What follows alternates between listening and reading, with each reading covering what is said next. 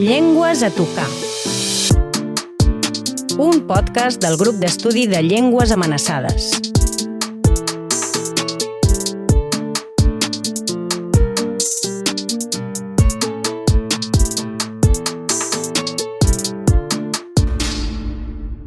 L'armeni.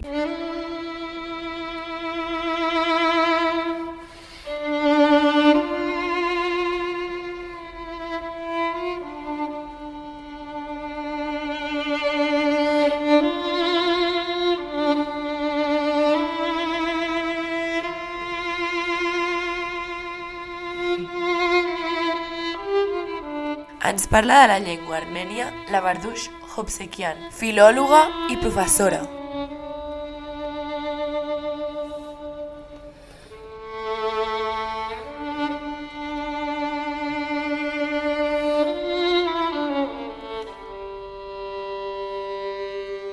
Բարի օր, Պերը, ինչպես է շատ շնորհակալություն, որ այսօր ես այստեղ եմ։ Bon dia, Bardush, gràcies per ser aquí. La teva llengua inicial és l'armeni. Ens pots explicar una mica on es parla, qui són els seus veïns i tot això? Sí, jo de fet vaig néixer a Armènia, que té més o menys ara mateix al país 2 milions d'habitants. Abans n'hi havia més, però cada vegada en surten. I llavors, a tot el món vaig fer una petita investigació, és que hi ha com 9 milions d'armenis, la diàspora sobretot, i hi ha dues varietats, per exemple, jo parlo l'armeni oriental, que és el que es parla la llengua oficial de fet del país, tot i que he conegut molta gent, els que estan a l'Argentina, per exemple, als Estats Units, moltíssima gent parla l'altra varietat. Per què hi ha dues varietats? Perquè històricament, clar, Armènia ha estat sota el jou de l'imperi otomà i l'altra part sota el jou de l'imperi rus.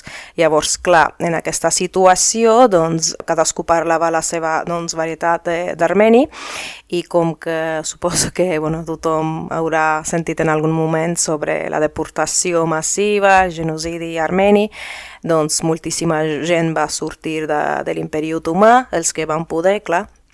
Llavors, ells sí que parlen l'armeni occidental. És a dir, si ho entenc bé, que la majoria de parlants d'armeni occidental són a la diàspora, fruit del genocidi de l'imperi turc. Quan va passar això? Es pots explicar una mica? Sí, efectivament, tot i que ara fa poc també pel tema del Nagorno-Karabakh i també d'altres països també que no els han tractat molt bé, diguem-ne, sí que hi ha una minoria que ha tornat a Armènia per tema de millorar la seva vida. Bé, això ha passat al 1915, evidentment no és una data concreta perquè seria superficial per la meva part dir una data concreta, perquè a l'imperi otomà sempre la convivència ha estat molt bona, tot i que en un moment històric en què els joves turcs, no sé si s'entén bé, però és quan van derrocar el rei, el que va passar és que va haver-hi una altra política i la primera cosa que van fer els joves turcs, així ho explico resumint, evidentment, van dir que normalment els armenis, primer de tot que són cristians, no els convenia, resulta que fins que llavors sí que els convenia cap problema, tot i que sempre com a minoria, però això tot arreu també, no dic que només hagi passat amb Armènia, sinó que també a altres països, per exemple, si mirem Espanya medieval, també ha passat aquí al revés, una mica. Per tant, no els han tractat molt bé, i llavors el que han fet és, pensant que l'altra part està a favor, o sigui, estan amb els russos, cosa que no els convenia evidentment, els han deportat i la primera cosa que han fet és evidentment intentar començar amb els intel·lectuals, i desarmar, tot això. Fins i tot hi ha pel·lícules molt bones que han sortit, llibres també, els 40 dies de Mossadegh, de Franz Werfel, que per cert fa uns 10 anys així que es va traduir al català.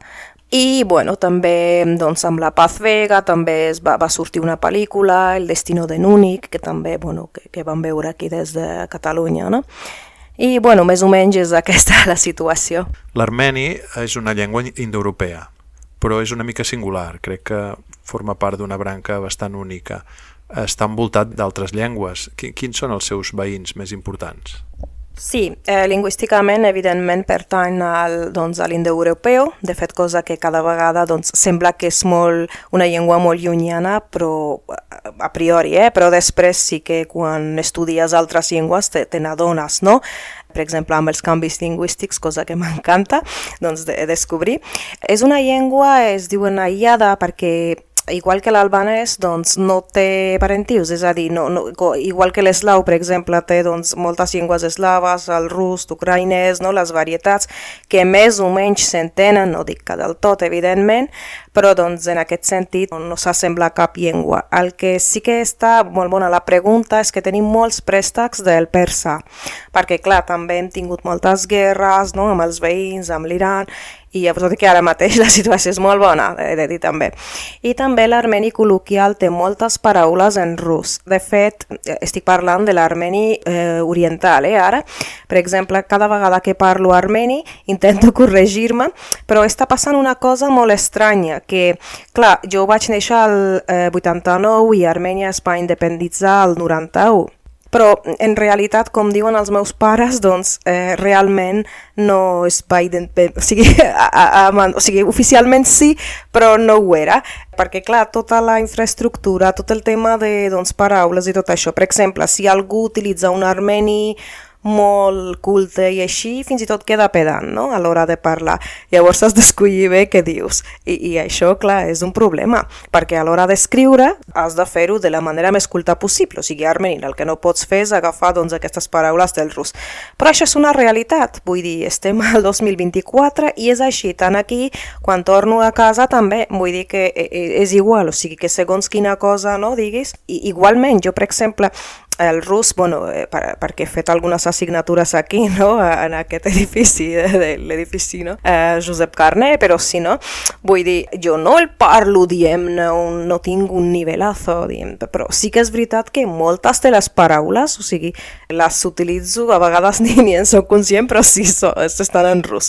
Per exemple, no sé, totes les eines, totes les coses, o sigui, relacionades del dia a dia, estan en realitat en rus, cosa que jo crec que s'hauria de canviar, però bueno, també primer canvi de mentalitat. De fet, hi va haver una gran influència pel fet de pertànyer a l'imperi rus i suposo que la llengua russa hi va ser força imposada també. Sí, però hi ha una diferència entre el que va passar aquí al franquisme, també he de dir, i és que a diferència de la situació de Catalunya, que es va prohibir totalment el català, allà no. O sigui, sí que és veritat que a nivell econòmic, a nivell doncs, de tot, si volies accedir a la universitat, tenia molt més de prestigi el rus, això sí, cosa que actualment també és així, cosa que no m'agrada del tot, perquè, per exemple, de psicologia, què és això de que no hi hagi traduccions, o què és això de que no hi hagi, o sigui, una persona no pugui accedir als llibres més importants de psicologia, perquè diu, és que tothom sap rus, ja ho sé, però llavors què, saps? O sigui, ho deixen, no fan aquesta feina, no? Però, tot i així, he de dir que, per exemple, sempre s'ha parlat l'armeni, mai no s'ha prohibit. És una cosa que també està bé, també s'ha de reconèixer, no?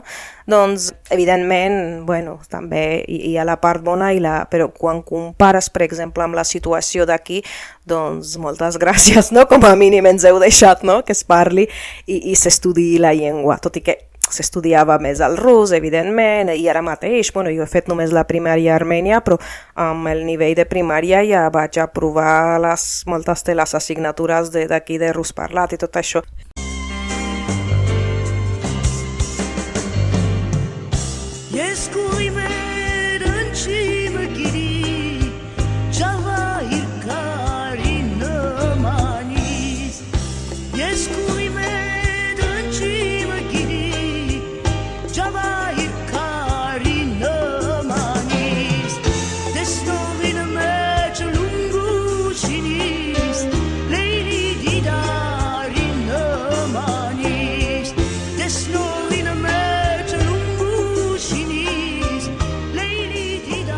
De fet, la comunitat de parlants d'Armènia és molt antiga, però en canvi políticament no ha estat una entitat reconeguda fins fa poc, no? Com es configura aquesta identitat inicial tan antiga?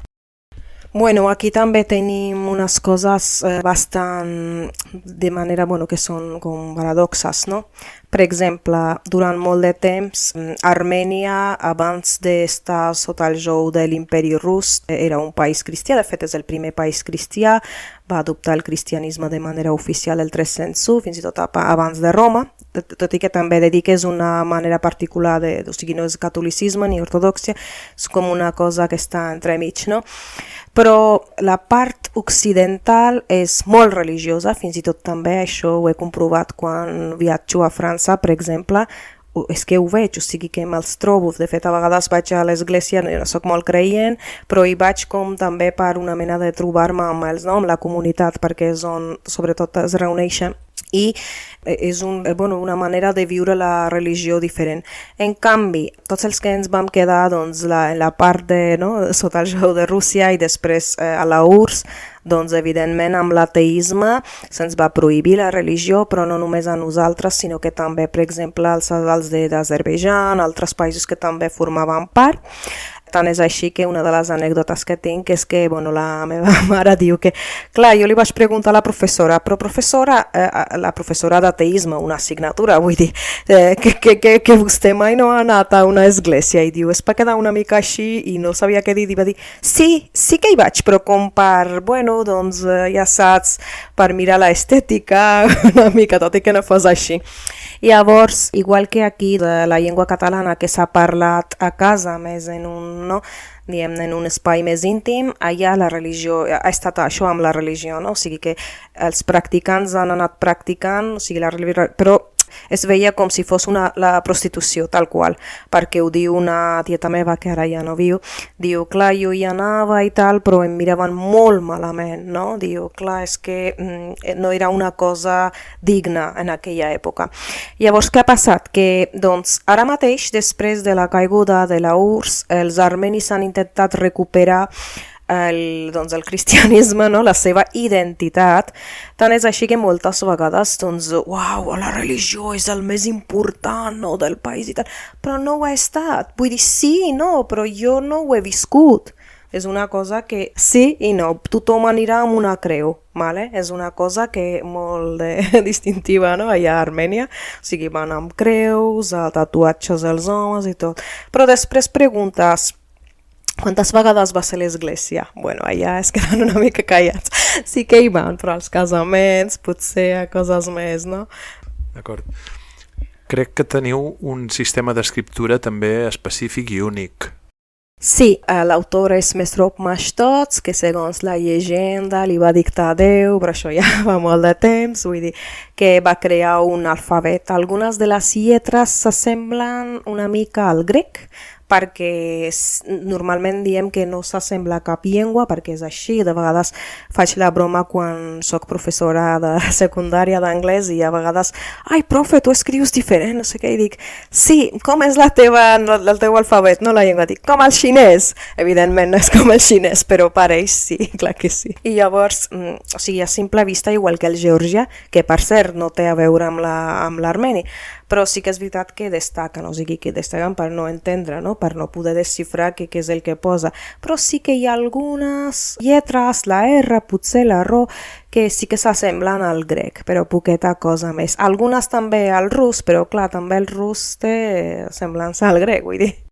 I a propòsit d'això, també he de dir que, per exemple, tinc la sort de llegir i escriure l'armeni, tot i que moltes vegades em diuen, però quin nivell tens, no, d'armeni? O sigui, a nivell de llegir llibres perfecte, entendre-ho tot bé, però, per exemple, si volgués fer un assaig que m'agradaria, no arribaria, no? O sigui, a aquest nivell. O sigui, escric sense faltes d'ortografia i tal, però a l'hora d'expressar-me, per exemple, m'expresso millor en castellà, la veritat és que sí.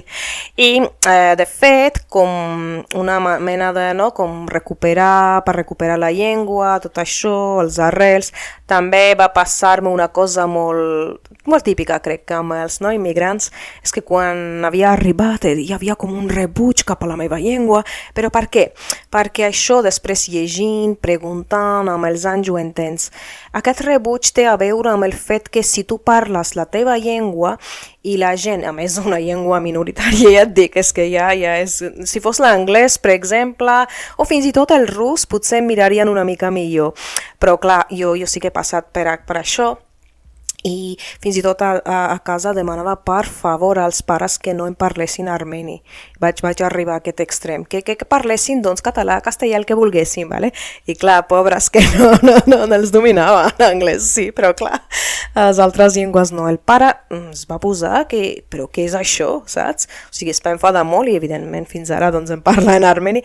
Jo crec que és el millor que ha fet fins, no? Però te n'adones més tard, o sigui, hi ha una època de l'adolescència en què hi ha un rebuig cap a la llengua perquè te n'adones que amb això doncs no arribaràs lluny, fins i tot no faràs amics, saps? Però bueno, també hi ha molts prejudicis en aquest sentit.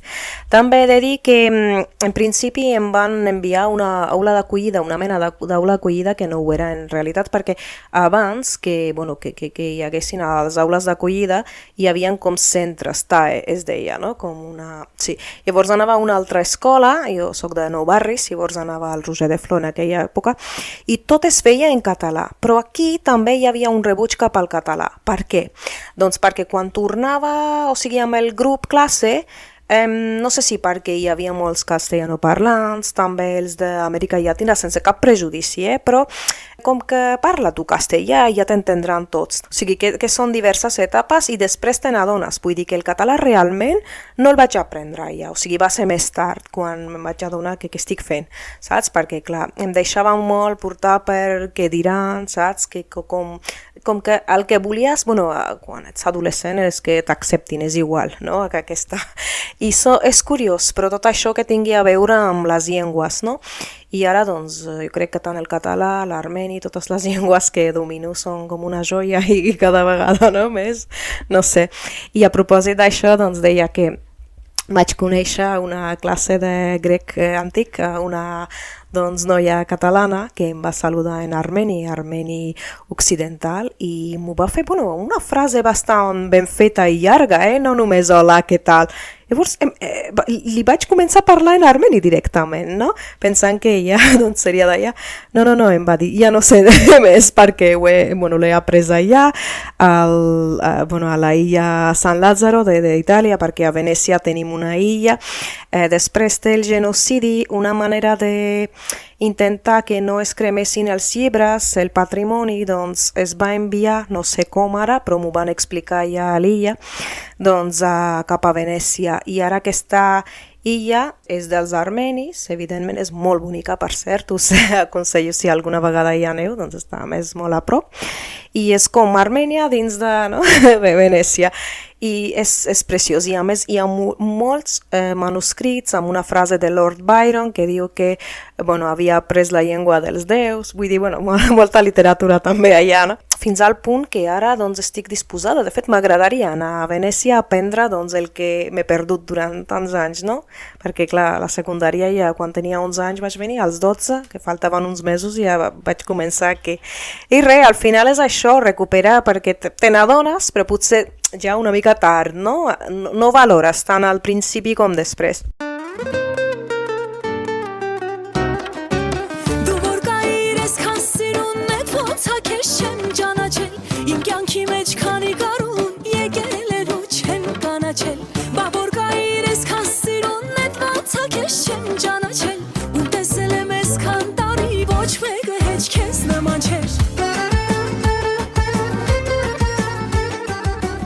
Tens contacte amb altres persones de la comunitat armènia, d'armènio-parlant aquí a Catalunya?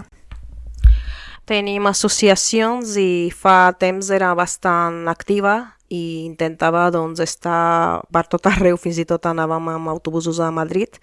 La CAP, per exemple, Associació Catalana dels Armenis, on fan classes d'armeni, per exemple, també, pels nens els dissabtes i tal. Ara mateix és que el que més em falta és el temps, però sí que és veritat que sí, tinc algunes poques amigues també, la majoria sí que és veritat que són d'aquí, però sí, intento mantenir el contacte, sí. I de fet és una cosa que si no és que on practiques, al final amb els pares, però sí. Una altra cosa que ens està passant és molt, però suposo que és el que hi ha amb els 24 anys que estic aquí, torno a Armènia i tampoc és que, bueno, entrant, les llengües evolucionen i a vegades em trobo, per exemple, no sé, frases, alguna cosa, no? No sé, frases fetes que diuen que em quedo, què és això? Mirant com et passa alguna cosa. No, és que, clar, amb tot el temps que, clar, hi vaig, però poques vegades, hi he estat 2 o 3 vegades i llavors, clar, o gent que fa poc que venia gent, no?, per fer turisme aquí, doncs també han passat per Barcelona, en alguna conversa a vegades em perdo, però per què? Perquè les llengües això evolucionen i, clar... I en general la comunitat armènia d'aquí manté la llengua o hi ha un rebuig, com deies, com et passava una mica a l'adolescència? Hi ha de tot perquè és curiós, perquè la gent no tan culta té un sentiment de pertinença, de voler doncs, conservar la llengua. I en canvi el que més em molesta és la gent que realment ha arribat lluny, no? Que dius, fins i tot intenten, doncs, no és molt comú, però m'he trobat gent aquí a la universitat mateixa, que jo sé que és Armènia, intenten evitar, no? Com que, no ho sé, és un sentiment estrany.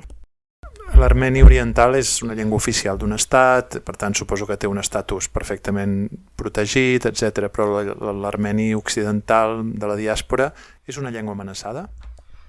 Sí que ho és. De fet, vaig buscar el típic al Google, dic, ho sabia, però per comprovar, i sí, de fet, crec que era la UNESCO que va declarar que està, que si no es fa alguna cosa acabarà desapareixent molt aviat. Per què? Doncs perquè sí que és veritat que, fa poc vaig estar també als Estats Units on viu un germà meu. A Califòrnia tenim una comunitat, per exemple, que és com la Little Armenia, que és llavors una petita Armènia. Però clar, aquesta gent hi ha de tot, d'armenis orientals i occidentals. Els occidentals normalment intenten mantenir més, tant la religió com el tema de la llengua. Però clar, vulguis o no, com que no és oficial, llavors jo crec, no vull, però és el que hi ha. Si no es fa alguna cosa, acabarà... Jo el que faig ara, és una manera, no ho sé, però per exemple el 2011, quan vaig acabar el màster de construcció i representació d'identitats culturals aquí a casa, ja és que tot ho he fet aquí a la UB, per això dic que ja, vaig doncs fer un treball d'una autora armènia silenciada i que escrivia de fet en armeni occidental, una de les que es va escapar, una de les intel·lectuals de l'Armènia otomana. I llavors també traduint, també intentant fer una tesi de màster, alguna cosa, no sé, com que intentes promoure. Llavors només desitjo, espero que, els pocs que hi ha arreu al món, doncs a través d'aquestes coses, no sé, pugui sobreviure. Doncs moltíssimes gràcies pel teu testimoni, molt interessant. Fins aquí Llengües a tocar, un podcast del GELA. Ben aviat, un nou episodi, una nova llengua. Gràcies per escoltar-nos.